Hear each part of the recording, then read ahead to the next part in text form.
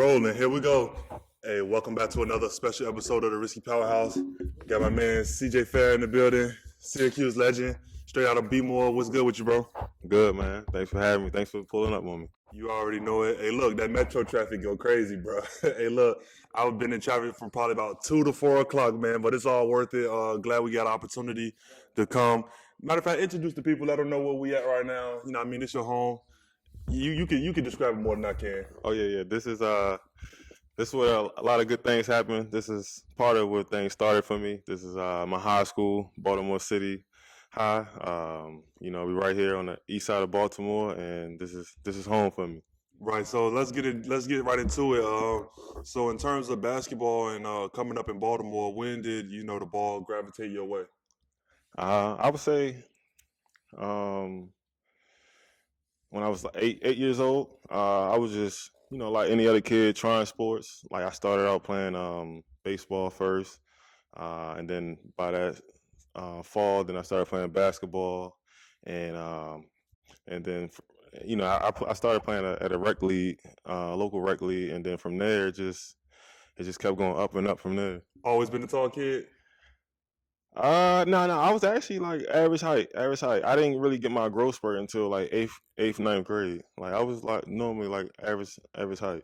So when did more so? All right, because we all came up in that same lifestyle. I don't really count this in terms of my career or like whatever, but I played rec league too. So we started with rec league ball.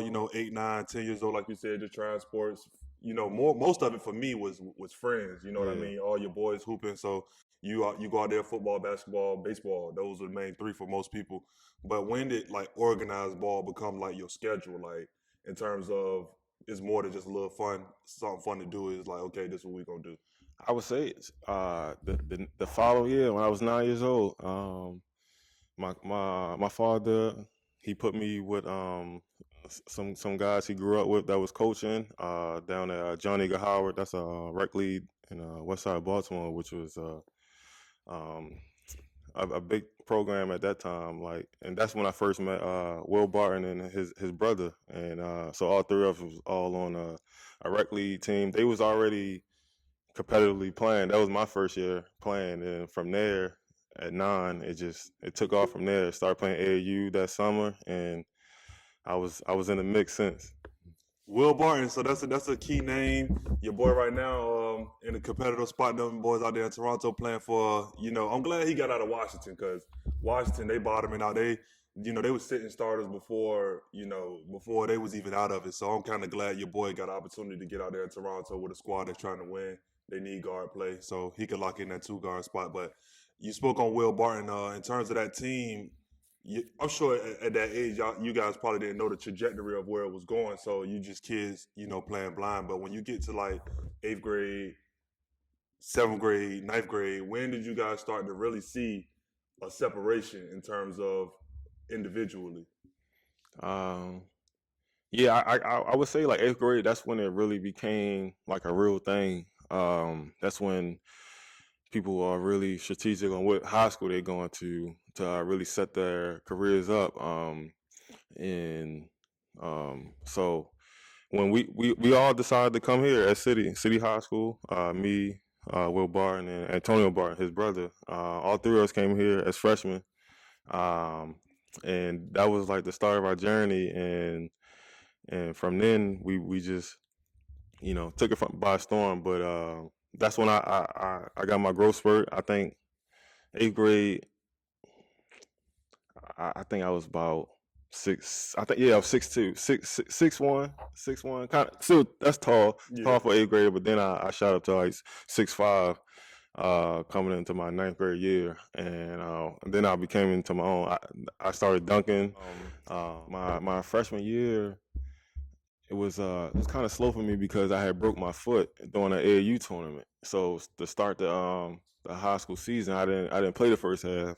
Sheesh. And then so I came in and played the second half of the season, and just to be thrown into like varsity as a 9th grader that didn't get the first half of the season, that was a big jump for me, and it was definitely a big learning curve. So 9th grade was kind of just really learning how to play on this competitive level. Right. So when you look at the finished product, by the time I started getting eyes on you in Virginia, you was already at Syracuse. So Yeah. you putting the ball on the floor, you hop stepping, you had package. But coming up, being 6'5", I'm sure you was playing power forward center. Yeah, You was definitely. somewhere close to that rim. So how did you break out of that? Like, It was yeah. I was always growing up playing like the 4 to 5 for my teams, and I'm one of those no kids that's gonna do what the coach asks, do what the team needs. So even that kind of like sometimes hindering my growth as a player. So I was always like an energy type player, rebounding, run the floor, shoot the open shot type player. And then I would say it kind of really all started when my sophomore year here at City. Will Barton and his brother, they transferred to another school. So it was basically just me, and it was a lot of eyes on me. And I had a good coach, Coach Mike Daniels up here at the time. He had a lot of faith in me. He actually coached Carmelo Anthony when he was in high school. So he knew a lot, and he seen a lot in me that I didn't see in myself. And he put the ball in my hands and put me on the perimeter, because I always can shoot. And so he put me on perimeter, and he just gave me the green light to go, and I took that opportunity and ran with it. hey, look, you more of a humble guy Yeah, than me. Coach let my man chase buckets. Hey, look, but in terms of individually, you see it with guys like Zion. yeah, You see it with we spoke of Beasley earlier.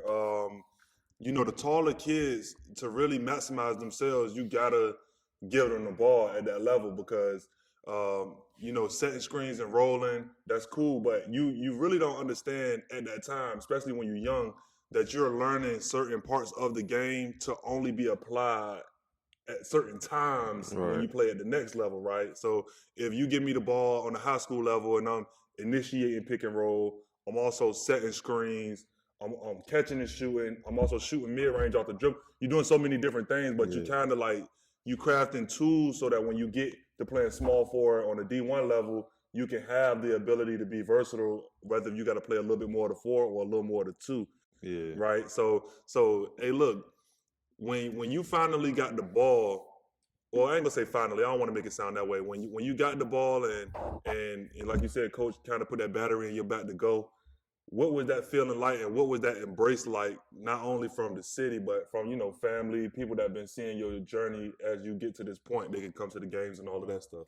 yeah. It was huge because that was the start of everything. Coach giving me the green light to go. That started everything.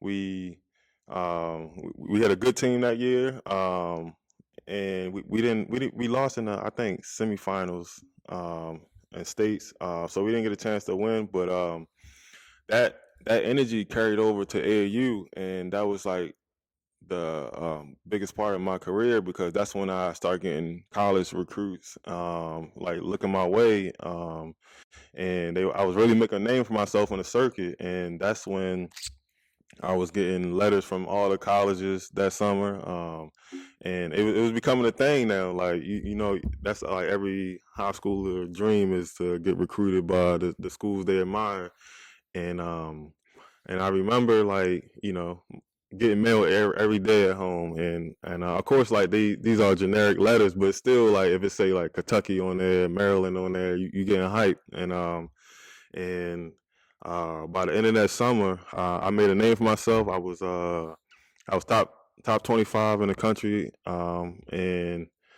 I'm at the pinnacle right now, and things are coming, and so colleges, coaches coming to the school to see me, and from there it was just up. Yeah, from that point, before we get into the Yeah, offers and your decision making process, I want to kind of get all the way through all 4 years of high school. yeah, Off cam, we was talking about some highs and lows of your journey, and you mentioned injury in your junior year, which prohibited you from playing your junior year. Can you elaborate on the ups and downs of when it's all good? Like you said, you get into the top yeah. 25, and then you come across something as devastating as it was ACL, right? Yeah, Yeah, ACL. ACL. That's kind of big. Yeah, that was drastic for me. Yeah, it happened. It happened up here, right under this hoop right here too.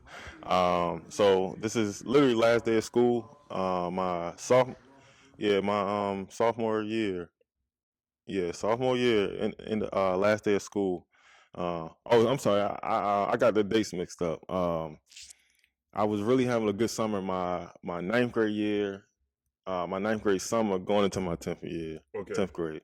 Yeah, 10th grade year, last day of school, I was playing pickup and pickup here, and I had fell hard on my leg, and I shook it off, trying to be tough, not trying to sit out because all your friends playing. So I fell hard on my leg, and then I got up and then shook it off like at a couple minutes, started playing again, and then I went for a layup. It was like a non-contact injury, so I went for a layup and I just came down, my knee buckled, and instantly I knew something was wrong, but still I thought it was like a sprain or something. At that time, I don't know what ACL is and stuff, so I just remember I couldn't like bend my leg much, so then I grew up around here, so I used to walk to school and home.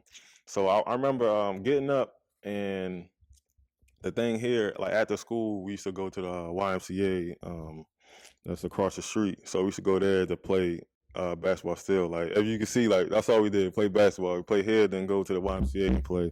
But at that time, I didn't go. I left here. I walked home. And I told my father what happened, and he instantly took me to the hospital. I just thought I just needed to get some rest, put some ice on it, and like he knew something was up. So he took me to the hospital, and I remember I got a MRI, and they were saying like, yeah, it was I had a torn ACL in my left knee, and that was right then it just shattered, like everything shattered. Like I said, I was on a high from getting recruited from coaches and stuff like that, and then to get it ruled out, said ACL, and man, I didn't know what was next because one, I didn't know much about ACL. I thought everything was over. I thought like everything I worked hard for was just over, and it was a it was a down. It was one of the worst times of my life because that was summertime too. That's when all the kids are outside. I gotta be inside, laid up in the bed, resting my knee. No AU, no AU. Yeah, no AU, no hanging out, like nothing, like just in the house, bored. No, no social media, none of that. Like, Oh yeah, that was long before then. So we talking sophomore summer going into junior year. yeah, So this this is is what 2008. Yeah, 2008. Yeah. So MySpace. That's what Yeah. you got MySpace, and Yeah, that's the beginning of MySpace, YouTube. yeah, That's like MySpace. when YouTube first started taking off, World Star era. Yeah, so that was tough, just going to therapy every day, and it was a long grind. So I had to miss like my whole junior year, which was tough for me because nobody wanted to sit out. So I had to sit out my whole junior year, and at this time, like college coaches, they are backing off. Like I Yeah. stopped getting recruited as hard. I remember I had like visits lined up before I even got hurt. So I had visits lined up to go to Louisville, I think Boston College, and a couple other Big East schools. And then I just remember that phone stopped ringing, like, and that was tough.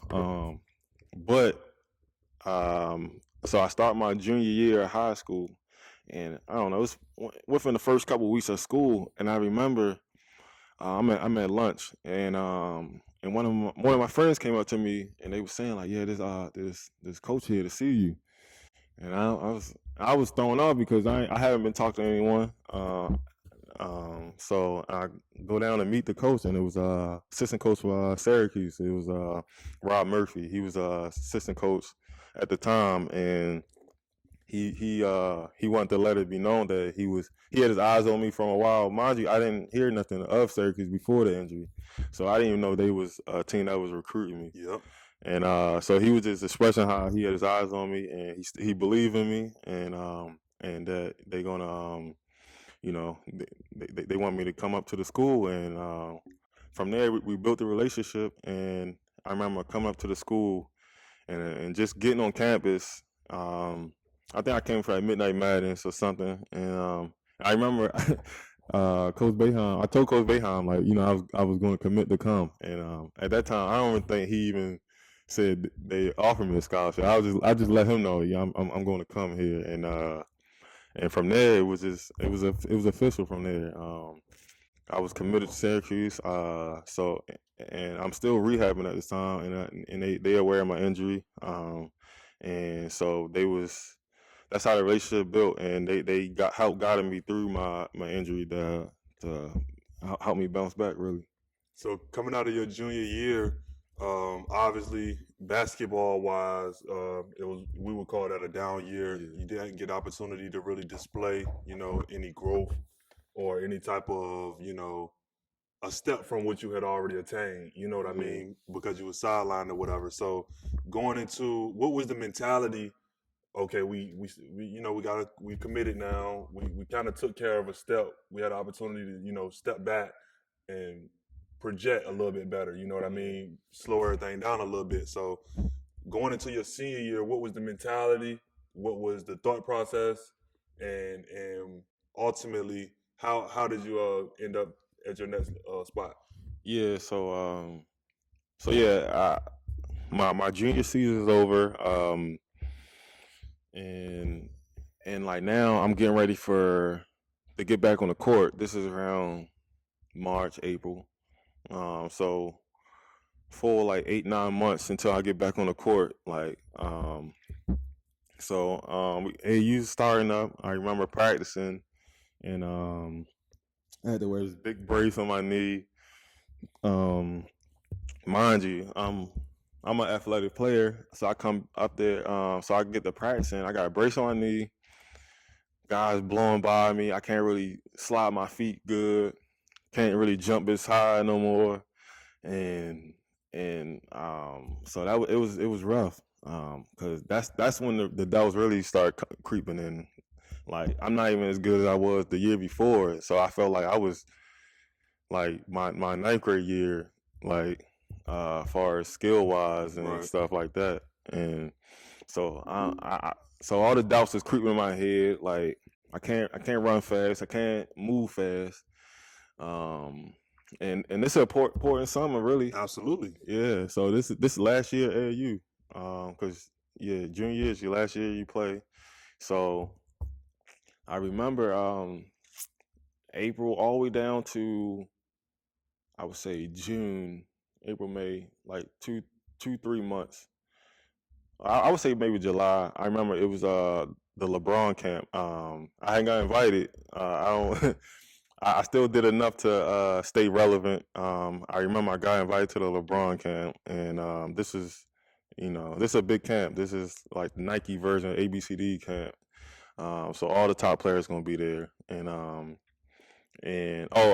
rewind. So I had got invited to what is it called? The NBA Top 100 camp. That's what. Yeah, NBA Top 100 camp. I got invited there, and that's when I kind of started getting my groove back a little bit, and that's when my name started coming back up a little bit. And it's 2010 or 2009. 2009. Yep. Because I remember this funny story. This is first time seeing John Wall. John Wall. He was unknown at the time too. He was unknown. I remember him walking in the gym with a mohawk, and I just remember just laughing, like, look at this country boy or whatever. It was him and JT Terrell. I knew about JT because he was in my class. We grew up playing against each other, and but them two, they turned. Oh, I heard this story on Theo Pinson podcast. Yeah, when he said he pulled up and Shout out to John Wall, man. Raleigh, North Carolina. So he was unknown and he made a name for himself. that summer. Like he went from unknown to number one that summer.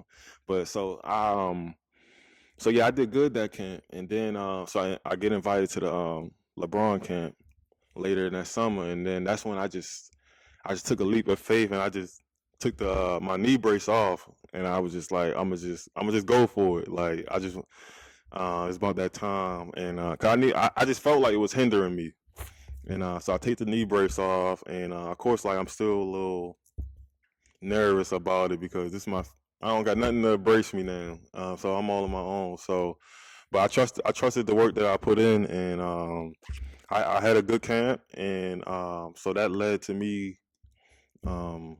That gave me a lot of confidence going into my senior year, as far as like I see myself getting back, and then so my senior year. I ended up transferring and I go into a prep school, Brewster Academy in New Hampshire. That's when me and Will Barton reunited at school, and so we went up there together. And if anybody know about prep leagues, it's it's almost basically like college, honestly. As far as the competitive style, the way your classes are arranged, you living on campus, like you basically like you in college. And so we was hitting the weights hard, and I remember I just see my strength getting bigger and bigger. I started jumping higher and higher, and and from there I just knew I was back. So my senior year, I knew I was good to go as far as like my body wise, and then and then I was back on track from there. Yeah, so like you said, it's almost like college. So going to a prep school, a lot of people look at the opportunity that the player gets. Yeah, The opportunity for exposure and all of those things. Prepare the readiness to take on a challenge of that sort.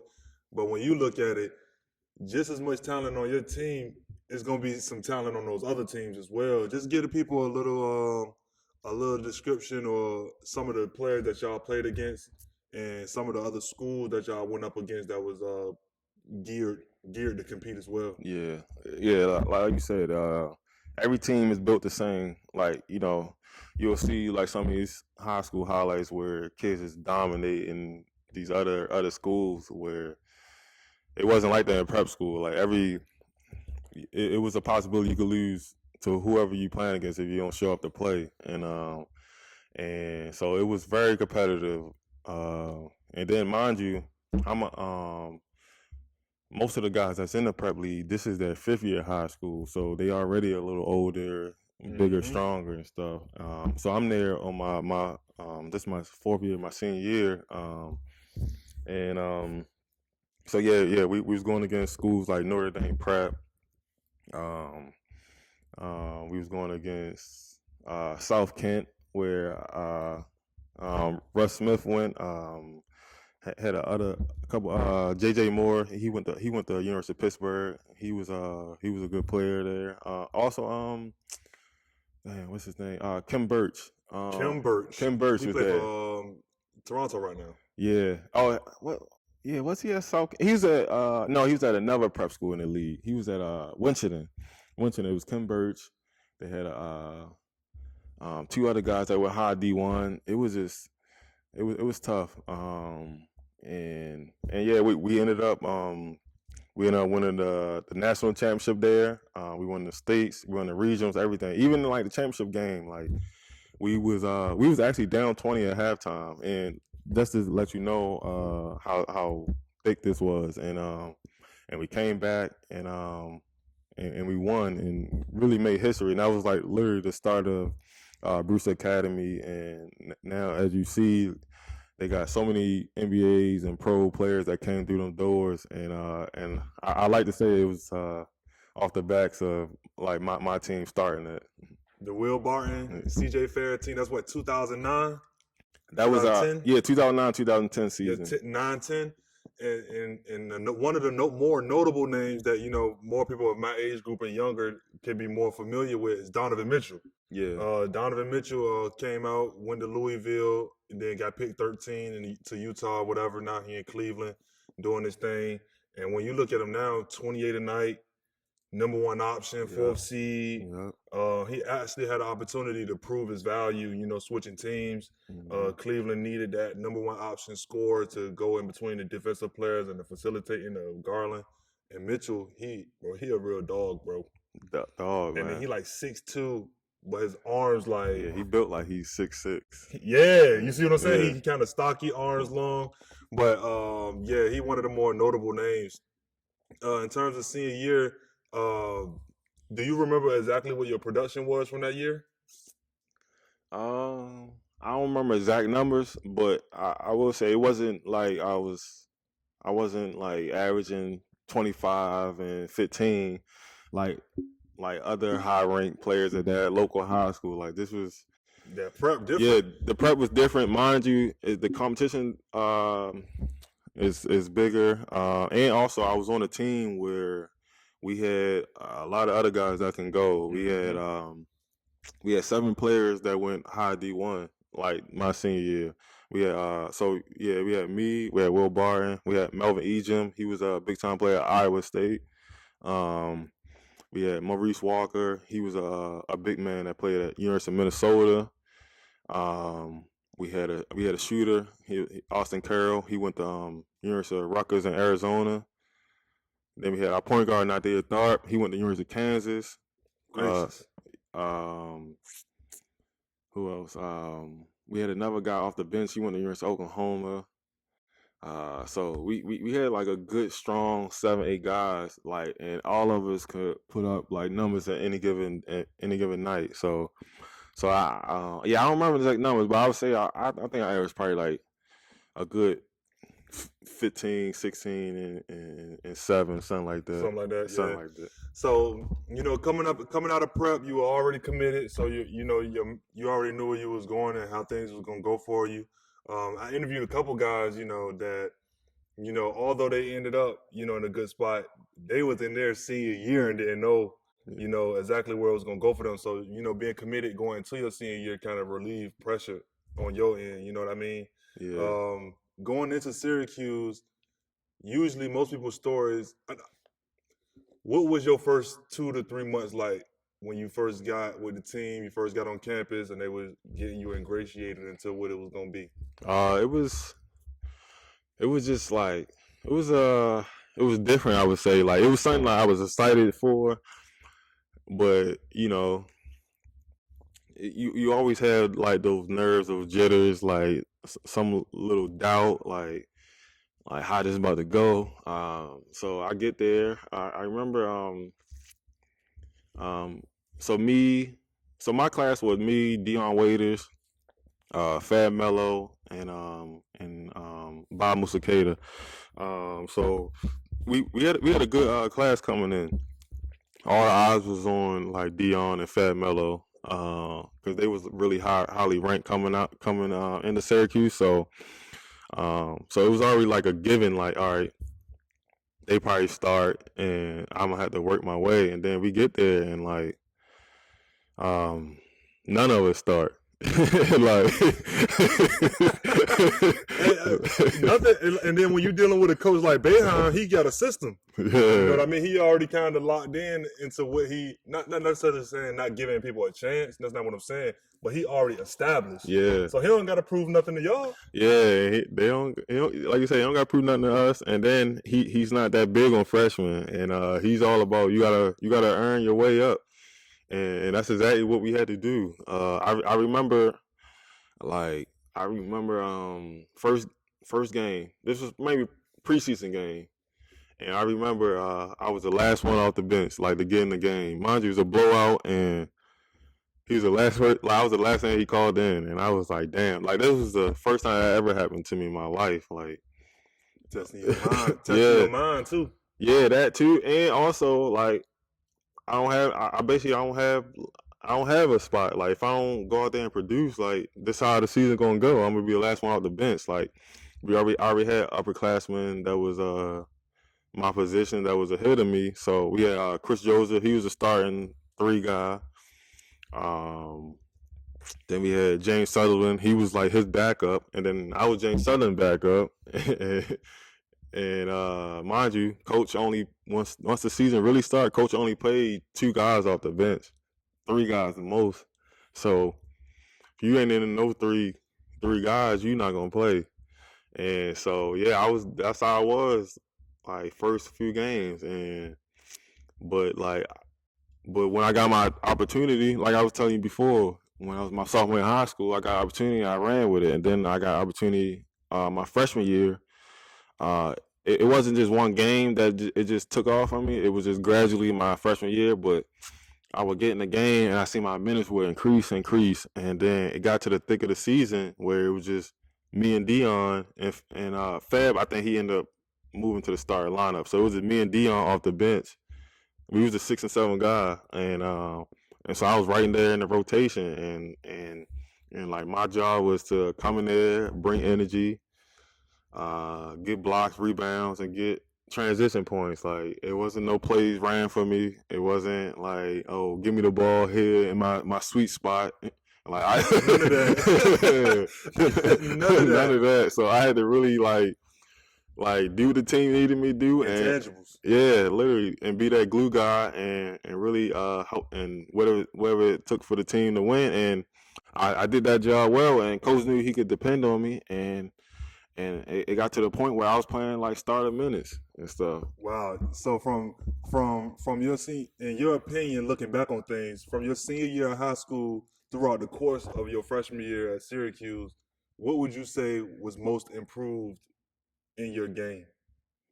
You said from freshman year to senior? From your senior year, from leaving prep, Okay. and then getting through your first year at Syracuse, what improved the most? I would say really like my confidence, really. Confidence, and then I would say far as skill wise, this is I would say really just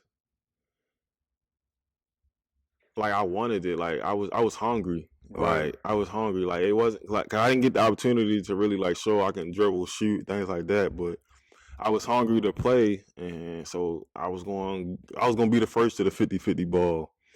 I was gonna be the first one like to dive on the floor, get the rebound, and get that crucial block, and No doubt. stop and take. I'm the one taking the charge on the team and stuff.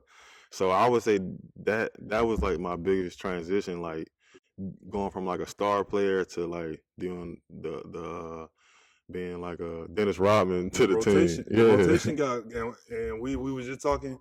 Hey, I'm gonna keep going. But not to cut you off, but I embraced it though. I liked it. Oh yeah, no yeah. doubt. So it wasn't something like I'm huffing and puffing about it, and like I'm like, man, they need to give me the ball. Like I was happy to be a part of something like of this team, and I was willing to do whatever it took.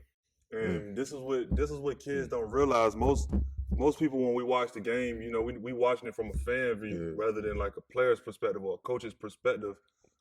It's layers within the game that most people don't learn if you get on the ball all the time. Yeah. So like things like you said, taking that charge or diving to that loose ball, or even you don't have to make the pass to the assist all the time. Sometimes you can advance the ball to get to the next play. You get what I'm saying? It's those things that you got to learn. Set a screen. Setting screens, rolling hard. Yeah. Even if you know you're not going to You get know the you're ball, not you getting set the that ball. roll. You're going to shrink the defense. You opening up the corner shot. It's different things, you know, playing that role can get you prepared for, and playing that role kind of jump-started what was going to be for you in the coming years. You see what I'm saying? So progressing through Syracuse as you start to, when you come back, now it's a little different coming back into your sophomore, your junior year.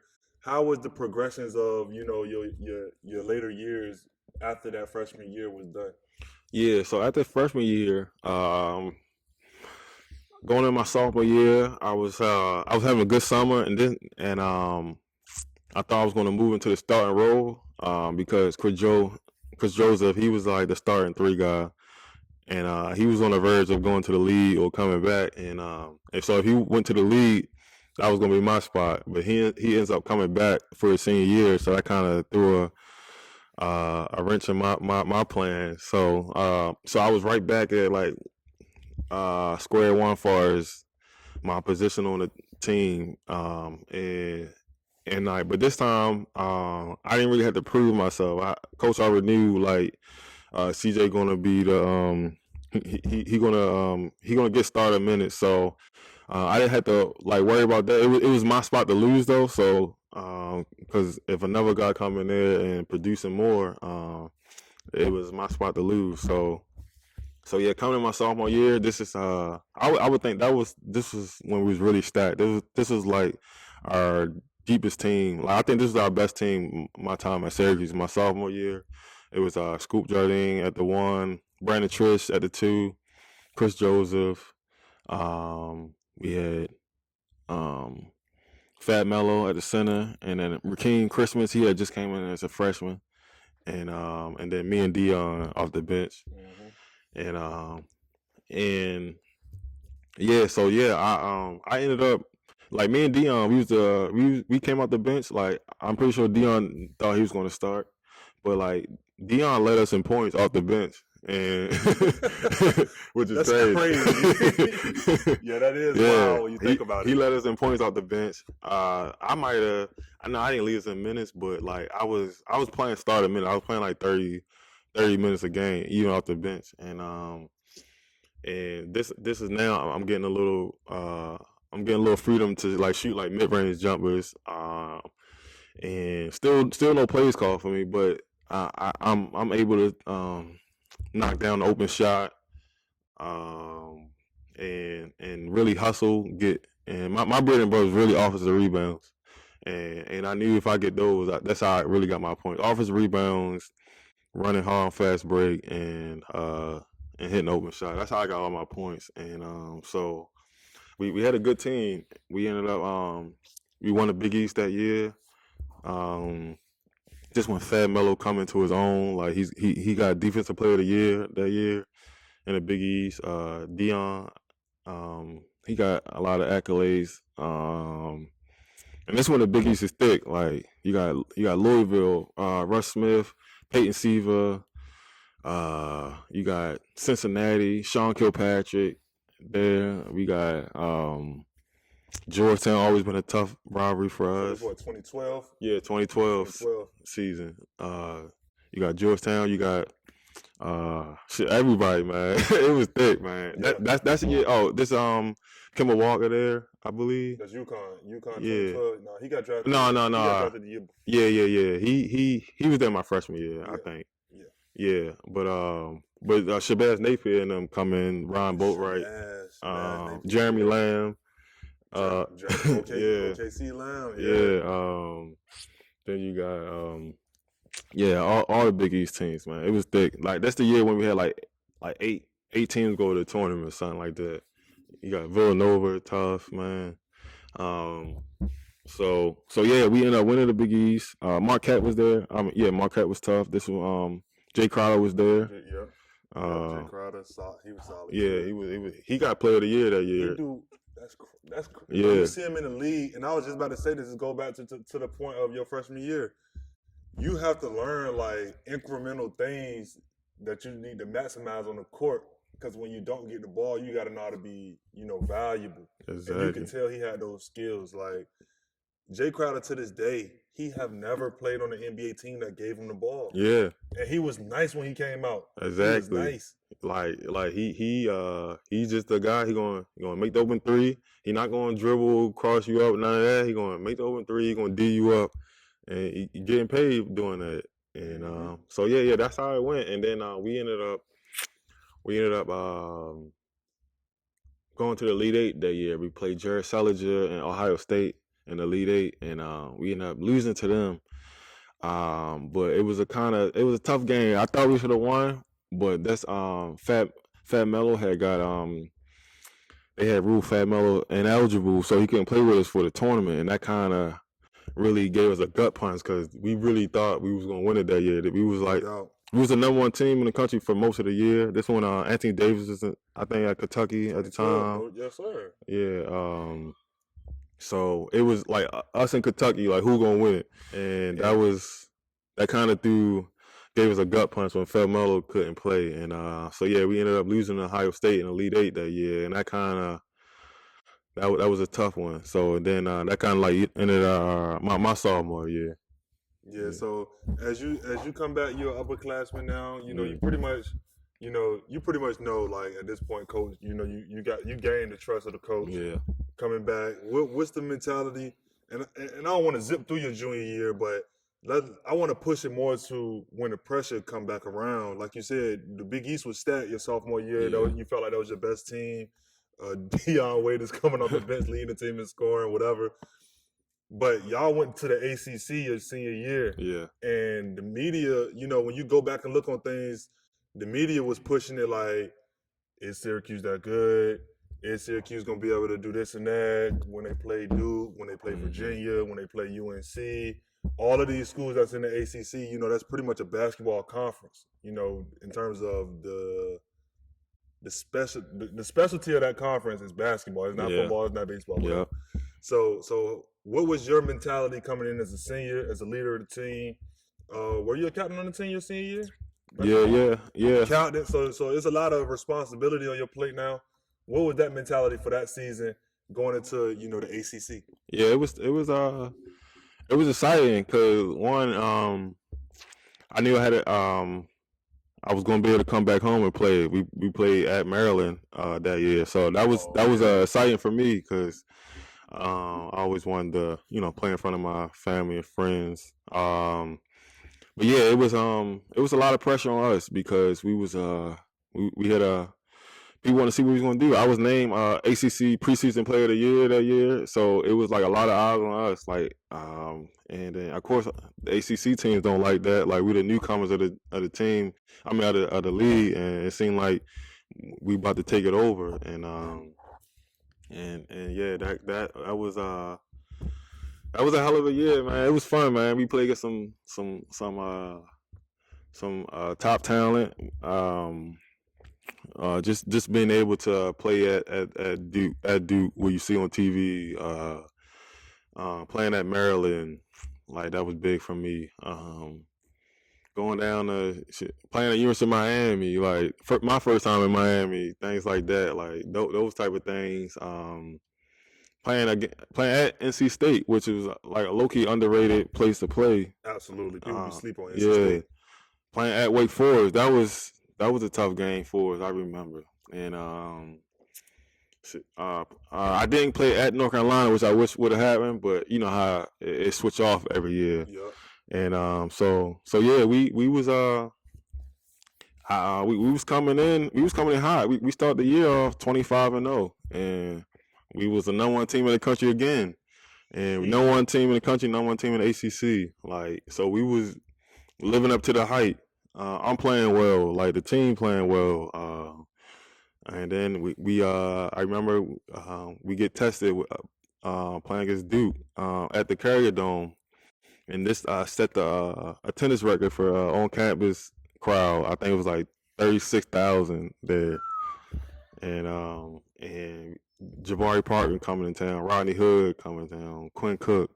Now I don't mean to cut you off. I don't mean to cut you off right there, but we're gonna pivot right here because you know this is probably the biggest game of your college career. You guys played Duke, Jabari Parker. You got all the media coverage. It's on ESPN. Like you said, big crowd. And there was just a lot of hype going into that game because usually Duke have like the best recruiting classes more times than not. They have a lot of talent or whatever. So, you know, they kind of put you in Jabari, you know, as the headline. And y'all won that game by 2 points in overtime.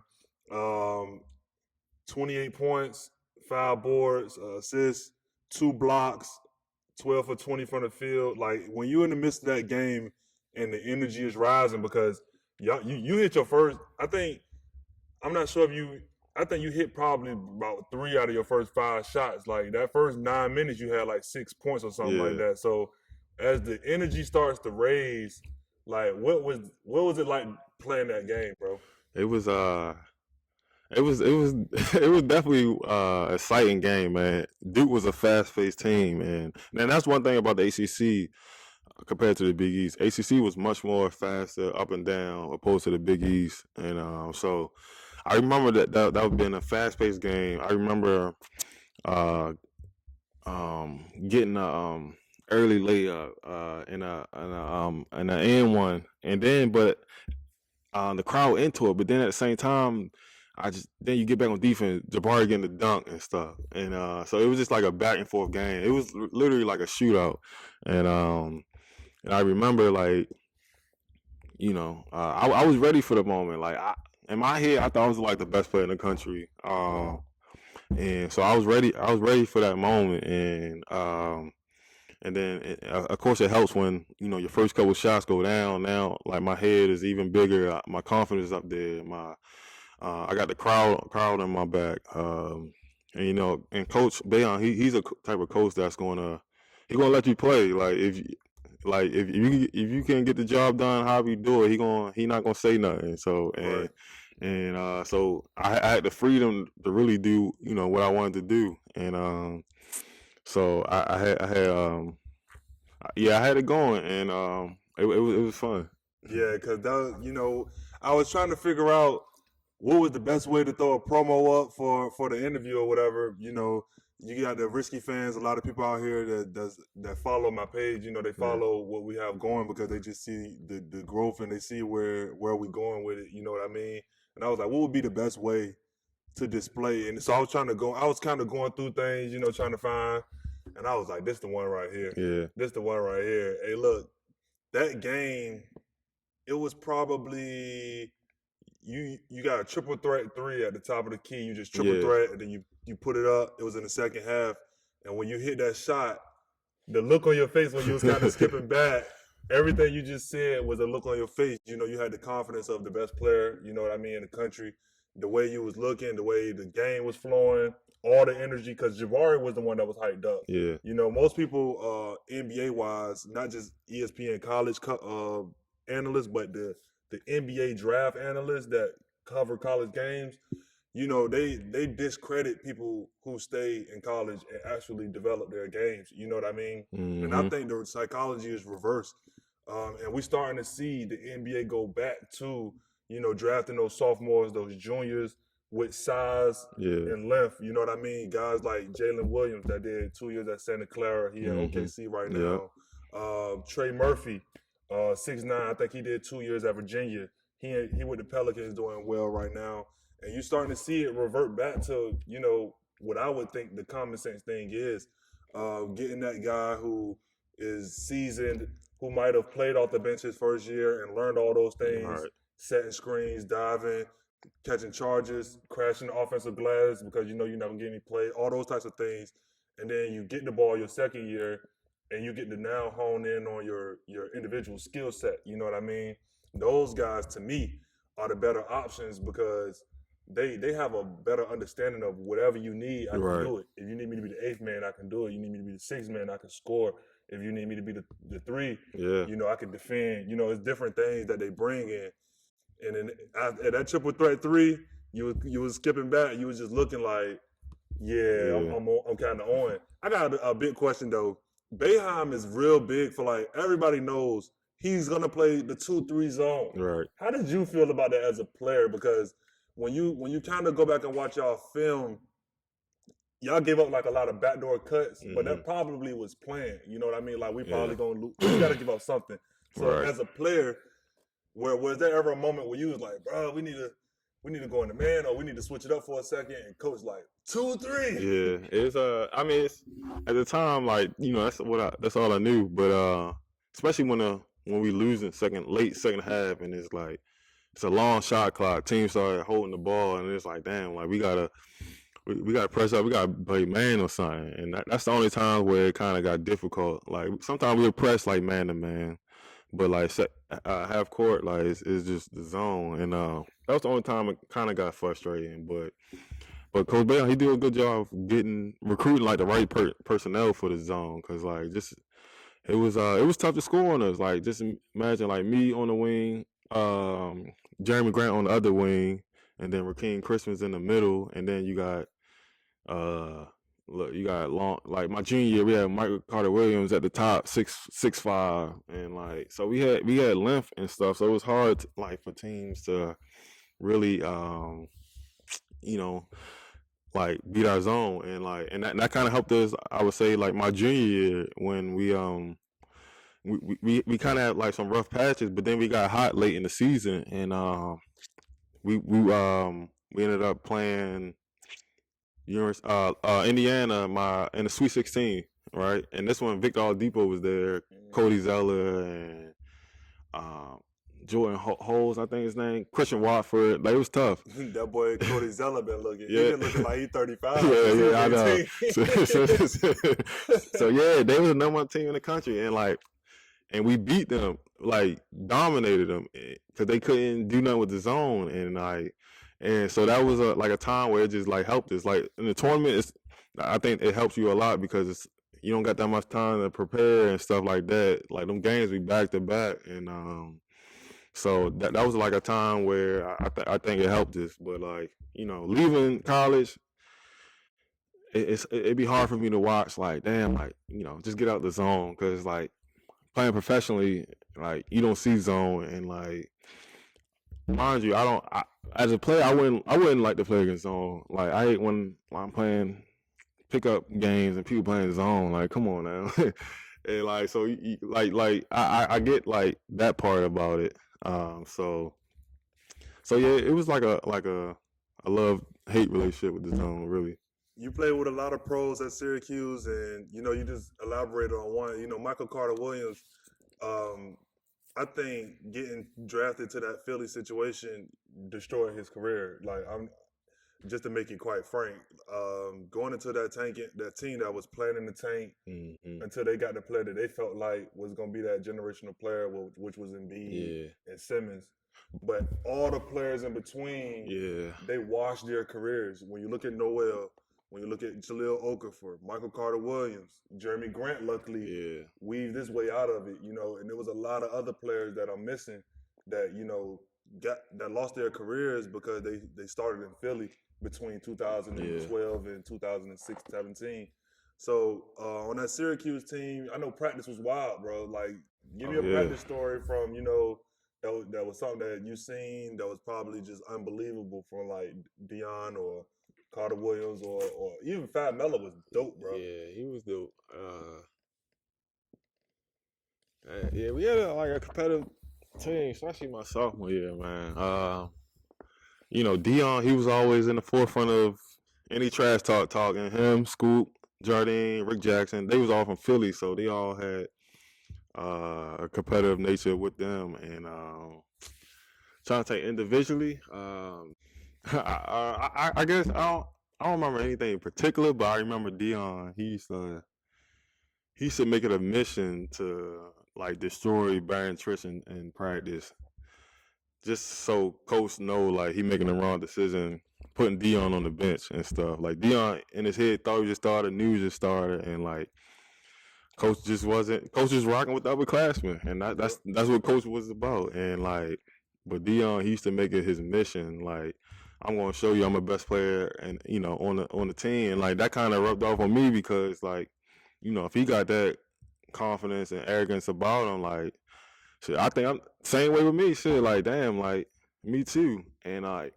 and that kind of helped me. But no, I'll give you one.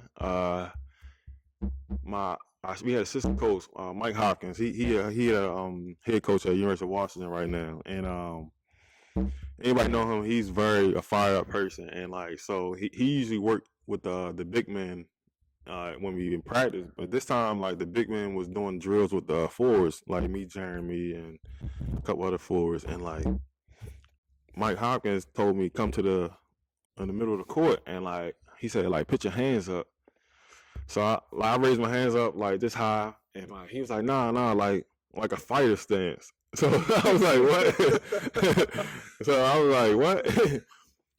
And then he just like charged me, like trying to like wrestle, like low key fight me. So I'm like what the hell? So I'm like, mind you, like this not out of the norm for Mike. Like Coach Hopkins, like he's one of them, like he kind of crazy. Right. So I'm kind of like, like what you on? Like chill, like chill. Like, I'm not, you know, I don't know what you trying to do, but chill. It got to the point where he almost like slammed me, like he got one of my legs up. So I was like, all right, now this going too far. Right. So now I push him off me. I remember he just like swung at my face, like, but I like weave back. Yeah, weave back, and like he missed me. I'm like, and my reaction was a swing. And like I remember I swung on him and like I hit him. and yeah, and he like stumbled a little bit, and then he gonna look at the team. He's like, see, that's how you fight. I was like, he's like, that's how you fight. I want my bigs, I want us fighting for rebounds like that. I want our guards fighting for loose balls like that. And like he was trying to send a message to the team, right. but like, yeah, it was a crazy way to like send a message to the team, man. And it was wild, man. Hey, look, hey, shout out to coach. I just want to know one question. Was he there? Did he coach Markelle Fultz by chance, or did he get there a little later? That's 2017.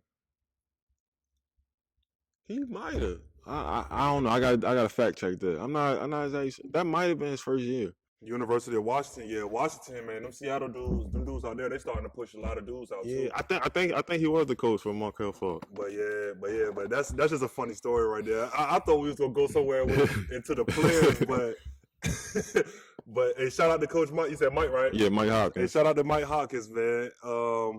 But yeah, as we get out of you start to transition out of Syracuse, but overall coming out of Syracuse, what was your process like? Obviously, your senior year, did you graduated, right? You graduated? Oh yeah. You graduated from Syracuse. You got your degree, so you locked in that regard. But obviously, basketball is still a priority at the time. What was your process like after graduating? So graduating, my thing was like the NBA. Like I'm like, all right, I'm gonna get ready for pre-draft. I get invited to the combine, draft combine. So yeah, I'm like, really, it's like starting for me, like, to go in the league. And so in my head, like, I guess I was real naive because we was the #1 team in the country. I was the best player of the #1 team. So in my head, I'm the best player in the country. So I'm like, I'm gonna be first round, like, something like that. So we go draft combine. This before they was like doing live drills. We was just doing them measurement testing, jumping, running, things like that. And so yeah, then we start like the pre-draft workout. So now I'm working out for teams. Like I remember my first workout was with the Milwaukee Bucks, and I remember I had a good workout. I had a great workout. I was on my A game, and I remember my agent calling me after the workout. He was saying like, the Bucks love you, and they had the 31st pick that year, and they were saying like they don't think I'm a fall to them, but if I do, they're gonna draft me. So right there, I'm like, damn, like shit, it's real. Like so yeah, I'm like, all right, well, I'm for sure first round then. I'm good. So mind you, I had I don't know, 15 workouts. 13, 15 workouts. Traveling to everyone? Traveling everyone. Flying here, there. Like, I was in our suitcase for a good month and a half. Like, just flying city to city, just playing off the plane straight to workouts. Your whole wardrobe was workout gear that they were giving you. Yeah, that too. I wasn't even taking it. I was just, I keep the socks and shorts and then, and leave the jerseys and stuff. Like, and sometimes trying to sneak a pair of shoes out of them. And so yeah, it was just like workouts like that, and like I ain't gonna lie to you, I was literally on my A game all my workouts. Like I took it a mission, like I'm going to go there, show out, and like I told my agent, and it's kind of where I think like things I should have probably did things differently. This one, I told my agent like lock me in with. On my workouts with all like the top guys, like I'm not a person that's gonna duck smoke, run for smoke. Like I'm coming to it, I'm coming with it, and so I was like, I told my agent, set me up with all the top guys so I can show these scouts and everybody like I should be considered a top guy. And I remember, like, that's how it was. I was working out for all lottery teams, and looking back, like, they already know who's gonna be lottery. So I shouldn't have been doing that probably because they already know who gonna go lottery. It don't matter what you do in a workout. It don't matter. Like, they got who they know who they want and stuff. It ain't much you can do to change that. So yeah, I'm working out for teams, and, like, mind you, I'm getting, when I told you about Milwaukee Bucks, a lot of teams are telling me that same thing. So I'm like, I'm really thinking I'm good. So yeah, I do all my workouts, and then, like, so now it's draft day come. So then it's like, so yeah, draft day. It's first time at Barclays. So yeah, I think Andrew Wiggins go first. Yeah, Andrew Wiggins go first. Jabari second. Those two was like locked for 1 and 2. Oh yeah, no doubt. Andrew Wiggins was the truth. Yeah, he was tough. But after playing Jabari, I thought Jabari was the best player. I thought Jabari was better, just because I played against him. I'm like, oh, he can go. He the real deal. But yeah, Andrew, he was tough. So yeah, so draft goes. I don't know. So we get down to, like, damn near, like, the 20 range. So then this is what I think my range is. I think I'm 20 to 35. I think that's my range, because, like, the Pistons had, like, the 34th, 35th pick, and, like, they told me the same thing the Bucks told me. So I'm like, all right, I'm not gonna drop lower than that. And so yeah, then it gets to, like, 25, and I remember, like, the LA Clippers, they call they said CJ Wilcox. And I thought they called me, like, my heart stopped. I was like, oh, and then they said CJ Wilcox. I'm like, damn. Like, I remember, I worked out for the Clippers, so I'm like, oh, this a possibility. So then they called CJ Wilcox. I'm like, damn, all right, it's cool, whatever. Then we get to the second round, 31st pick, Milwaukee Bucks. They select some foreign guy. So I'm like, damn, like what's up? So I'm like, all right. Now I'm getting a little nervous now, because it's like I didn't work out for teams that had lower picks and stuff, because I didn't think I would fall to them. So now we get into the 35th, 36th pick, one of them picks, and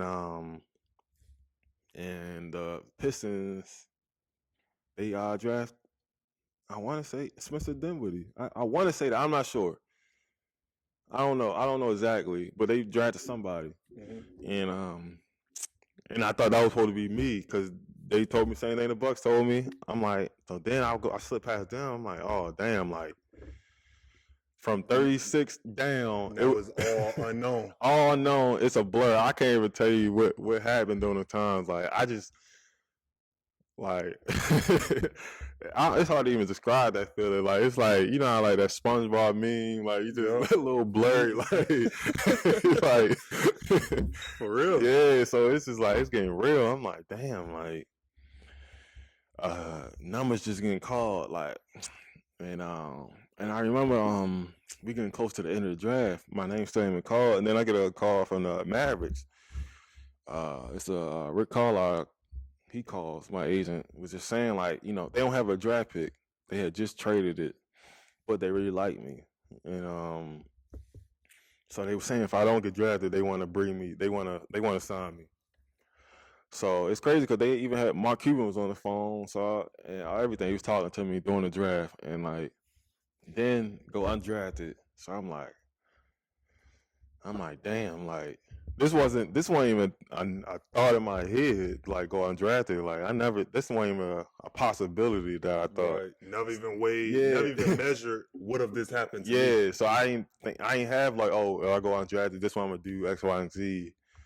I ain't think that was a possibility. I didn't even know, what like, what's that about? So I go undrafted. So I'm like, damn, like, this is crazy. Like what the hell I'm about to do? And then, like, so the Mavericks, they wanted to sign me, bring me in. So they I go straight there and I'm gonna play with them for summer league. And, like, I remember I get down there, they show me crazy love, like, and just, treat me like they just drafted me. So, and then, we practicing for summer league, and then summer league games start. it's back like I was in Syracuse freshman year. Like I'm last one off the bench. So I'm like, what the hell? Like, Dang. so then it's like, yo, this shit really sucks. Then you just imagine, bro, like I'm playing it. Well, I'm watching like some of you. I'm watching players that just got drafted, like live out their dreams and shit, and like, and they come up to me at the game like, "Damn, that's crazy! What happened?" Like they like, I for sure that you was this pick, that pick. Like you was the best player on the. Mind you, I didn't even say this. I was second team All American that year, so I was a top 10 player in the country. Me and Sean Kilpatrick, we was the only two out of that 10 that didn't get drafted. So, but that, I don't know. That's one of those things that don't make sense to me. Is like how you are one of the top college players, but you can't find a way in like a draft spot in the league. Like that don't make sense, right? Yeah. Like a lot of it come down to, and this is what it is. And at that time, it was even bigger. Yeah. And now they're starting to get away from it. Potential, bro. Yeah. They wasn't drafting people based on who they was. They was drafting people based on who they thought they could be.